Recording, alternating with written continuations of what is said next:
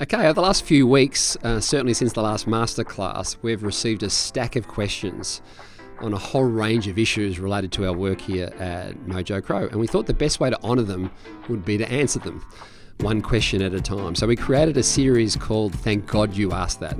And the first one is from Marie from Western Australia, who was in our last masterclass, who asked, for someone who is a perfectionist and doesn't feel worthy, is just saying those mantras enough to change mindset, or are there other techniques?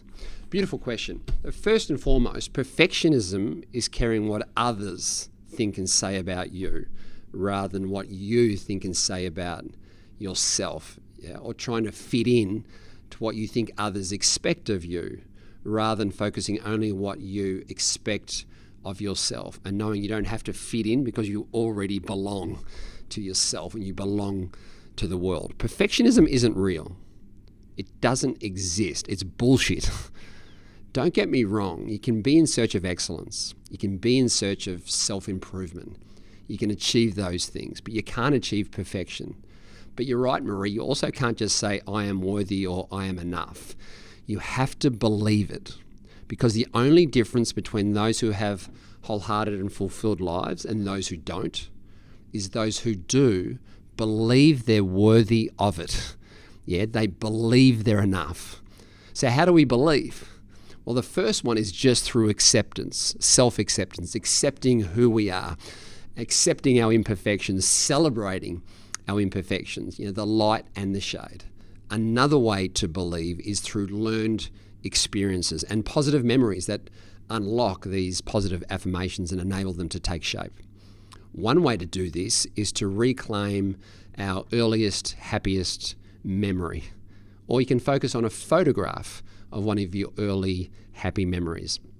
And if you write down the words that best describes how you're feeling in that memory, I guarantee you'll reclaim derivatives of happy or having fun or free or carefree or excited and adventurous or loved and belonging and connection. Yeah, that little boy or little girl in that memory actually experienced those feelings.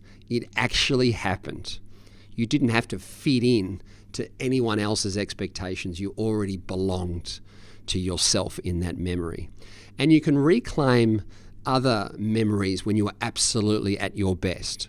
And if you write down the words that best describes how you're feeling in those memories, whether it's a performance or an experience or a relationship, I guarantee you'll find other words of calm or composed or confident or strong or focused or sharp or free in your own words, in your own way.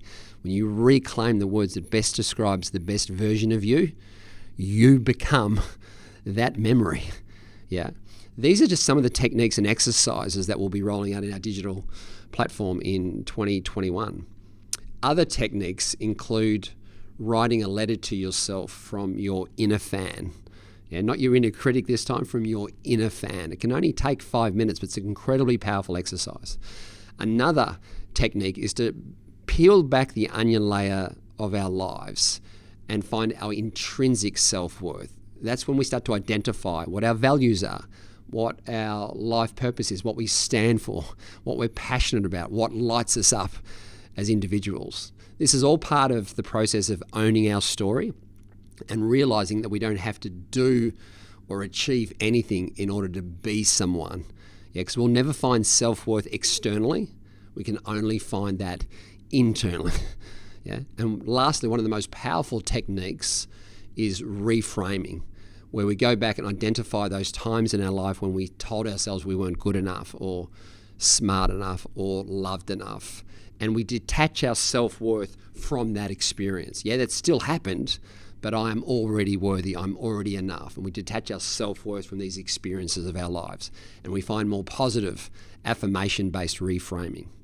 Yeah, we don't define ourselves by negative experiences. We define ourselves by the courage to get through these negative experiences and believe that whatever you achieve today or this week or this month or in this lifetime, or you don't achieve this week or this month in this lifetime, you are already fundamentally worthy of love and belonging and connection and daring greatly to go on a journey to extract whatever gifts we've been given as humans. Just to fundamentally know I am enough. So thank you, Marie, for attending the masterclass, and on behalf of everyone at Mojo Crow and for everyone else out there, thank God you asked that.